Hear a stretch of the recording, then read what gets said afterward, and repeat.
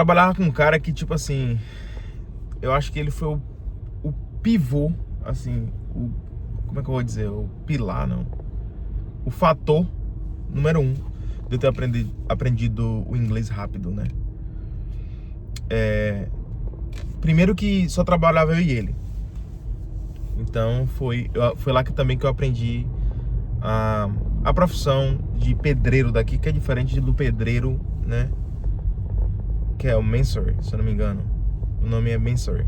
O pedreiro daqui é diferente do pedreiro do Brasil. Porque o pedreiro do Brasil, ele constrói a casa com bloco, com cimento, com concreto.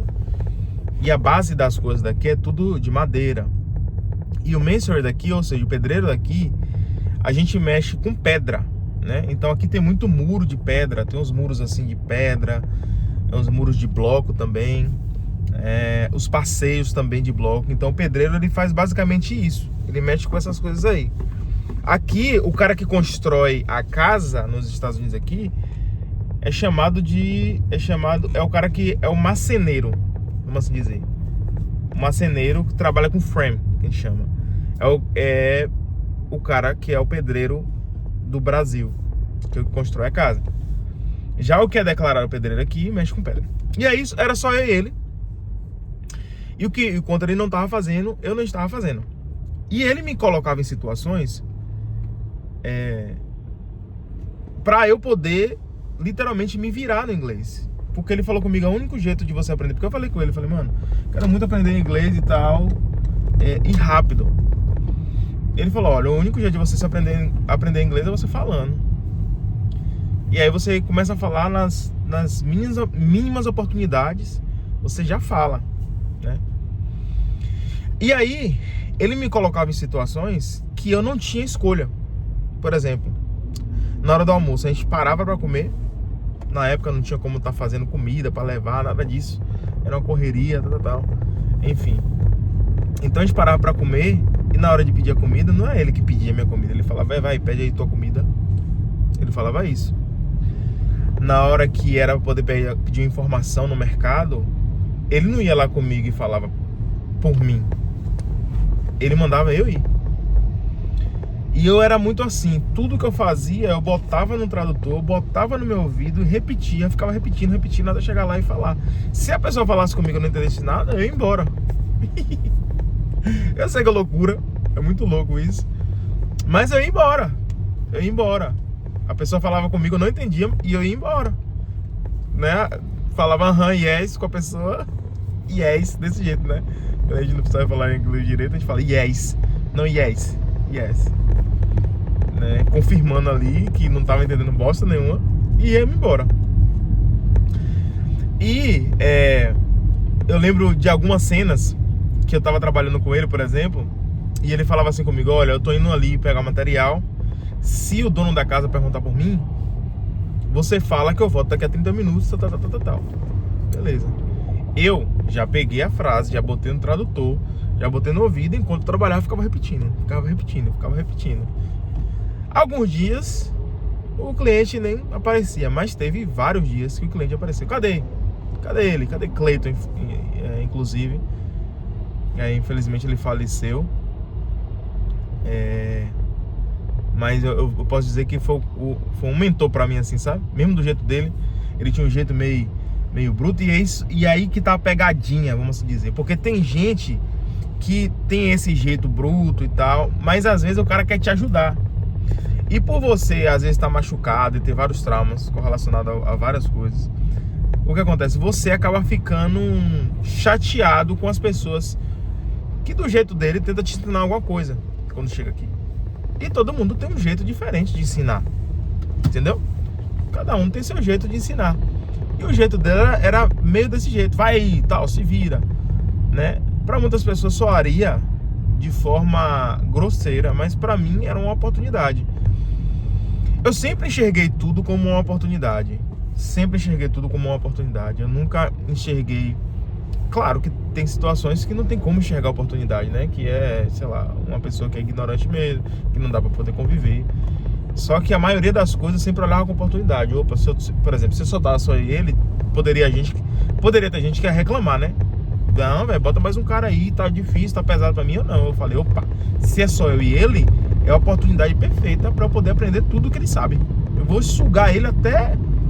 E eu passava o dia inteiro fazendo pergunta pra ele, por que isso, como é que faz isso, tal. É tanto que depois desse trabalho, 1 ano trabalhando com ele, eu trabalhei mais 1 ano com ele, depois eu já fui contratado por pessoas que me pagavam o dobro que ele me pagava. Então eu sempre enxerguei tudo como uma oportunidade. E aí quando o cara chegava pra poder perguntar, eu repetia, o cara perguntava outra coisa e já não sabia mais responder, porque ele não sabia o que o cara tava falando. Por eu estar o tempo todo falando alguma coisa, algumas palavras eu captava, deduzia que era aquilo que a pessoa tá falando e respondia de acordo com o que eu sabia também, com mímica, não sei o que, misturado com tudo. Mas eu não arregava, eu não, tipo assim, eu não desistia, eu não ficava naquela onda, tipo assim, é inglês, ou ficava acanhado com vergonha, não, eu falava errado mesmo, do jeito que era e vambora, e é isso aí. Outra coisa interessante também é que as pessoas aqui que é bilíngue aqui nos Estados Unidos, ou espanhol ou português, quando elas veem que você está com um pouco de dificuldade para falar o inglês, elas tentam trocar a língua imediatamente. Por exemplo, eu chegava no mercado para poder comprar uma coisa e pedir uma informação, e a pessoa viu que eu estava com dificuldade de falar inglês, ela começava a falar comigo automaticamente em espanhol, para facilitar. Eu sei que, tipo assim, é facilitando, entende? Pra você ver, a pessoa facilitando. Mas pra mim era ruim, porque eu queria aprender o inglês, então eu precisava falar o inglês. Então quando a pessoa falava espanhol comigo, eu fiquei tão chateado que eu comecei a falar que eu não sabia falar espanhol. A gente fala o portunhol aqui, né? A gente fala aquele português misturado com espanhol, e a galera entende. A galera que fala espanhol. E quem fala português. Então a gente fala aquele portunhol, todo mundo se entende e fica tudo mais fácil. Mas eu comecei a falar que eu não falo espanhol. Não falo espanhol. I don't speak Spanish. I don't speak Spanish. I don't speak Spanish. Então quando eu comecei a falar isso, eu acho que minha mente entendeu. E hoje eu tô em dificuldade muito grande de falar o espanhol, porque eu misturo português, inglês e espanhol, né? Outra coisa também, você não precisa... Como é que funciona a fluência? A galera me pergunta, você é fluente no inglês? Como é que funciona a fluência? E eu não sabia. Não é que eu não sabia, eu não tinha essa consciência. Saber todo mundo sabe, e vou trazer essa consciência que eu adquiri pra vocês também. Presta atenção. Se você chegar pra um cara que estudou até a 4ª série, ele vai ter um português, e o português dele vai ser limitado. Não quer dizer que ele não fale português, ele fala português. Só que o português dele é limitado. Se você for falar uma palavra mais formal, por exemplo, ele vai ter dificuldade de te entender, e ele não vai te falar de forma formal, ele vai te conversar o que ele aprendeu na rua, ou enfim, uma pessoa que não estudou, não completou, uma pessoa que não pôde ir para a escola, né? O pessoal de interior que naquela época ralava, você vê que a galera fala português, mas ele fala português limitado, tem algumas palavras que ela fala errado, mas ele fala português, entendeu? Aí eu pergunto para você, essa pessoa aí, ele é fluente no português? Você deu sua resposta aí. Se você falar, ele é fluente no português, porque ele fala português, se comunica com todo mundo, ele só não sabe falar formal. Pronto. O que é a fluência para você também, às vezes, que fica se condenando porque você não fala inglês perfeitão? A fluência é quando você consegue se comunicar. Não necessariamente você consegue falar sobre outras coisas. Por exemplo, eu invisto na bolsa. Para eu começar a falar o dialeto da bolsa, eu tive que começar a estudar a linguagem da bolsa americana. Porque, tipo assim, se você aí, você que fala português, as pessoas que investem na bolsa do Brasil, por exemplo, conversar na sua frente, você vai ficar perdido. E você fala português, a pessoa fala português, só que o dialeto daquela situação você não conhece. Então a fluência é muito complexa pra gente poder falar, você fala fluente? Eu me declaro uma pessoa que eu falo fluente, porque eu consigo conversar de tudo um pouco. Sabe, eu tenho o meu vocabulário ainda é limitado, porque eu não sei todas as coisas. Eu gosto de falar um pouco mais formal, e eu quero chegar nisso aí, conseguir falar um pouco mais formal, porque eu gosto das palavras formais, das palavras formal, acho que é assim que se fala, das palavras formais, não, das palavras formal. E eu quero chegar nisso, mas, por exemplo, eu chego no médico, por exemplo, o médico vai falar comigo de medicação de osso, de coisa, eu não vou saber essas palavras em inglês, porque meu vocabulário não está para essa parte. Mas se você me perguntar coisa do dia a dia, para resolver uma situação, coisa de carro, coisa de casa, coisa de não sei o que, vai no mercado, tudo isso do dia a dia eu consigo conversar tranquilamente, não me perco, não me passo, eu entendo 100% da que a pessoa vai falar comigo. Aí se a pessoa trocar de assunto, por exemplo, a pessoa vai falar comigo de futebol, às vezes o cara puxa assunto aqui, no lift, e vem falar comigo de futebol, eu não vou entender futebol, irmão, não vou entender futebol. Por quê? Porque é outro dialeto. Os caras vão falar de jogador que eu não sei, vai falar de passe, vai falar de números, não, número não, normal, mas tipo assim, placar, não sei o que, quem tá na frente, quem tá atrás, eu não sei esse dialeto do futebol, por exemplo, não sei o dialeto do basquete. Então você acaba ficando perdido. Então, tipo assim, se for na ocasião de você falar o inglês normal, eu já falo fluente no dia a dia. Se for abranger para outros sentidos, por exemplo, outros dialetos, aí já complica um pouco. Então o inglês, ele é basicamente dividido nessas categorias, assim como o português. E para mim, né, no caso, foi para eu poder ter essa consciência que eu tô falando para vocês agora, demorou um pouco. Não foi uma questão de tipo assim, tu não me perguntava, fala fluente, eu ficava me culpando, puxa, velho, tal, não sei o quê. E às vezes a você que fala inglês aí, por exemplo, você fala inglês, não fala tipo assim, dentro desses do que eu estou falando aqui, fica se culpando. Porque eu não falo inglês direito. E às vezes você fala fluente, porque tá baseado nisso aí. Então eu tive que me comunicar bastante, errar bastante, tomar na cara bastante, ver pessoas rindo na minha cara bastante, para poder conseguir falar o inglês. Outra coisa também, o sotaque. Eu queria muito perder o meu sotaque. Eu queria falar como os americanos falam. Eu queria que eles conversassem comigo, eles nem percebessem que eu não era daqui. Só que, interessante que eu já tive até um pensamento, foi por isso que eu decidi gravar sobre esse tema. Eu tava conversando, entrou um cara e ele era francês. E ele tava conversando comigo e eu senti que ele era francês. Por causa do accent, por causa do acento, não é acento não, por causa do sotaque dele. O sotaque dele, quando a gente começa a misturar um monte de língua, a gente começa a conversar com um monte de gente, um monte de lugar do mundo, a gente começa a ter umas percepções assim, das línguas, então a gente consegue identificar mais ou menos de onde a pessoa é, mesmo falando inglês.